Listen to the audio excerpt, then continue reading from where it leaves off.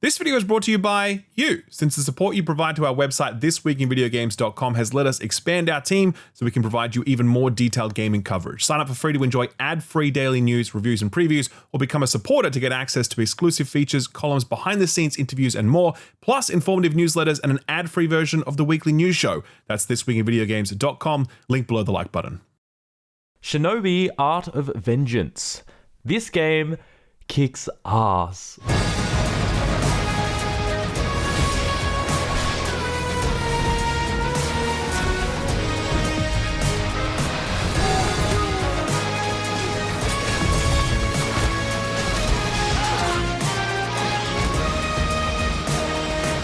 So I've decided to skip the introductions on this one because, frankly, a gameplay montage gets across my point. That everything about Shinobi Art of Vengeance, the levels, the visuals, the soundtrack, and most importantly, the combat, it all absolutely kicks ass. This should come as little surprise if you're familiar with Lizard Cube. This is one of the teams behind the excellent Streets of Rage 4, which is highly regarded for all the same reasons. Well, they've once again revived a beloved classic here with Sega's hack and slash series, Shinobi, a franchise I'll admit I'm not deeply familiar with since they were kind of before my time, but that's how you can be sure that my enthusiasm for this game has very little to do with nostalgia.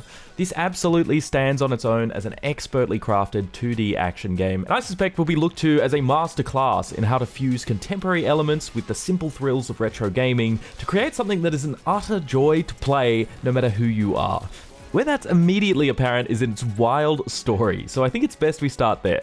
You play as the silent hero Joe Musashi, a husband, a mentor, a shinobi who swears revenge against those who laid waste to his clan and village. The target? An advanced military outfit complete with mutants and cyborgs that is run by a dude who wants to rule the world with his godlike powers that he stole from the Grim Reaper. No, I am not making any of that up. So yeah, do not go into this expecting nuanced writing, complex character arcs, or captivating world building. What you can expect is an off-the-rails, globe-trotting adventure channeling the action hero camp of the 80s and 90s, complete with cool-looking characters and delightfully hammed-up performances. Joe Musashi, leader of the soon-extinct Oboro clan. Farewell and best of luck. It's silly, tropey, and over the top, but intentionally so, and for that reason, it's almost guaranteed to leave a smile on your face. It certainly did for me. I mean, there is literally a scene where Musashi outruns a chopper by riding on one of its fired missiles through a burning building. Need I say more? Given this is a reboot of a retro title, you might be under the assumption that this is little more than a simple arcadey fighting game, but that's not entirely the case. It actually shares a lot more in common with contemporary Metroidvanias, like Hollow Knight, Ori, and so on. It's got all the familiar unlocks, you know, a grapple hook, a glider, an ability to bust through vertical barriers, and another one for horizontal barriers. As you can imagine then, it's also taken a very Metroidvania approach to level design, where you're encouraged to go back to places previously inaccessible, and navigate puzzles that ask you to combine your tools in various ways. Is it a bit derivative?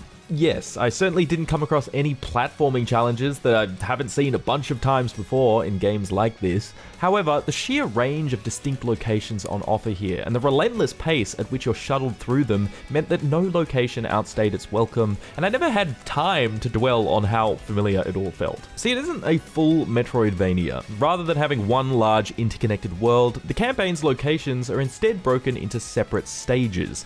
This is, of course, intended to hark back to those arcade roots, absolutely, but the real benefit of this is that it's allowed the studio to offer a vast range of disparate locations that wouldn't otherwise make sense to be connected. In one moment, you're escaping a burning village. The next, bounding across rooftops of a neon-soaked city. The next, transported to an arid desert, descending into ancient ruins. Where Metroidvanias typically might have you explore a single region for hours to find the way forward, here, the golden path is far more clear, and you'll only spend up to an hour at maximum in each of them before you're on to the next, sometimes even as little as 30 minutes. But even within that time, each stage offers a remarkable amount of visual and mechanical diversity. This submarine level is a great example. It opens with the expected steel hallways, but quickly the backdrop becomes glass, revealing clouds of fish surrounding the base, then bioluminescent jellyfish as I travel deeper. It then becomes a biological lab where you can see all the experiments in the background, and I'm asked to breach further in using explosive barrels. Then the level transitions into a weapons factory, where I now need to dive between jets of flame and push objects to protect myself from lasers. Suddenly, disaster strikes, the facility begins to flood, resulting in a brief escape sequence, and then finally, the level concludes with me navigating rooms of now electrified water as I make my way to the final boss. All of what I just described is just one of roughly a dozen stages, almost all of which are like this, and there's even these fun little bonus stages in between that recreate those deceptively difficult chase missions from side-scrolling retro games that we've come to both love and dread.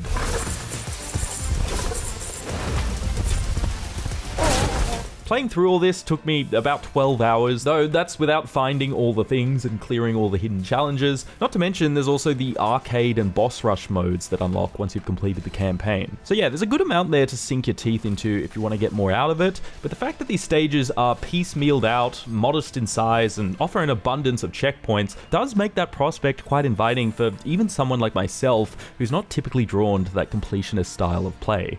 It comes at the perfect time, I think. We've gotten a lot of really great, meaty, sprawling Metroidvanias over the last couple of years, and now Silksong is also around the corner, but these kind of Metroidvanias can be a little overwhelming. Sometimes you might just be hankering for something a little less dense. Shinobi Art of Vengeance offers exactly that. It's almost like a Metroidvania divided up into these delectable, bite-sized chunks, each of which are sure to surprise you with their abundant flavor and color. Speaking of color, an obvious draw card for this game is its striking visual style. For reference, here's what the old Shinobi games look like.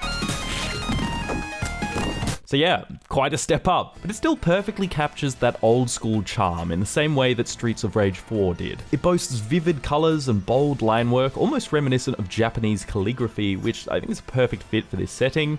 Character designs all look fantastic, as do their beautifully hand-drawn and animated sprites. For me, it's absolutely up there as one of the best looking side-scrolling games in recent years. Lizardcube have really outdone themselves here. Same can absolutely be said for the combat. The combat in this game is incredible. Just 10 out of 10, chef's kiss, almost no notes. You can really feel how this team's experience with Streets of Rage has translated over here. Our website guy, Ed, has also been playing this one, and he too sings praises for Shinobi's combat, which is saying a lot given his extensive experience with fighting games. Personally, I think it's one of the best combat systems in any side-scroller I've played, and yes, that does include the likes of Prince of Persia: The Lost Crown, which I praised endlessly for its combat. So that's a pretty bold statement, but it's one that I think you'll immediately share by the end of the first mission. It starts with the movement. Musashi controls like an absolute dream. If you've played Hollow Knight, you'll feel right at home here. It's incredibly snappy and responsive. But things get really fun when it's time to throw down, which is, fortunately, basically all the time. I think the real genius of it is that combat pivots around three basic values: base damage, armor damage, and execution damage, which when maxed out on an enemy allows you to perform a badass insta-kill that drops extra health and extra coin for purchasing unlocks. An awesome touch is that this happens to every enemy on screen that is open to an execution. And man, the sound that plays when you've cleared a whole screen and all the coins get vacuumed up, it just really hits the spot.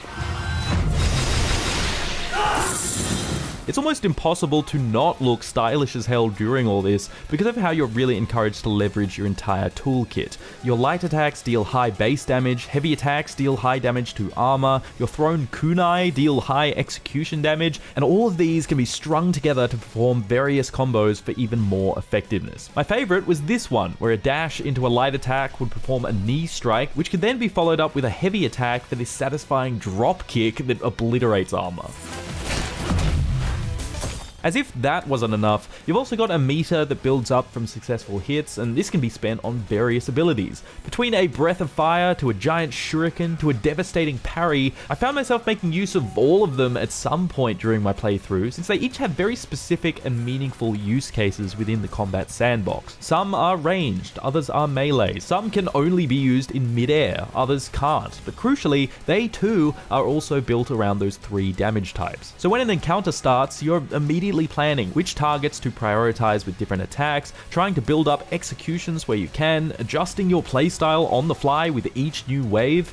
There are also healers or ranged enemies you might consider taking up before messing with the tougher units. There's a beautiful simplicity to it. There are multiple layers of that combat chess going on, lots of moment-to-moment decision-making that keeps you on your toes, and the feeling you get when it all goes according to plan is nothing short of exhilarating. Spill your guts! Shinobi! He's alive!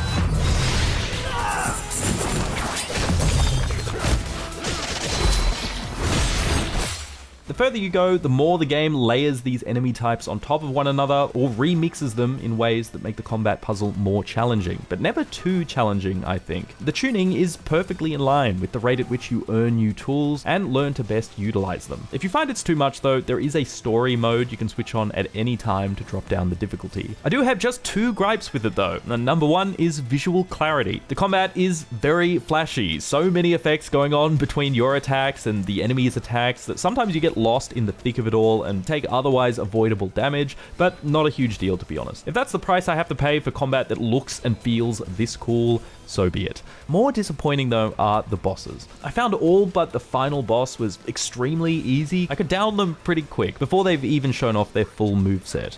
I suspect that's kind of intended in that the studio doesn't want to halt your momentum if you're doing really well, and you know, that's fine, I totally get that. The main problem for me is they just aren't nearly as exciting as the regular encounters because they don't utilize those 3 damage types I mentioned earlier. They don't have armor nor an execution bar, which renders much of your moveset ineffective, leaving you to just spamming the same few high damage moves over and over. They really could have benefited from incorporating those mechanics somehow. All in all, just kinda weak sauce bosses in both their difficulty and mechanics in my experience. A bit of a shame given how good the combat system is. But these are minor gripes in the grand scheme of things. For the other 95% of the game, I was having an absolute blast. In large part because the core combat in this game is basically as good as it gets for a 2D side-scrolling action game. The controls are tight and intuitive, your toolkit is varied and leaves heaps of room for skill expression, it's balanced such that you'll rarely feel frustrated, and I almost forgot to mention the banging music that accompanies all this. I mean, take a listen.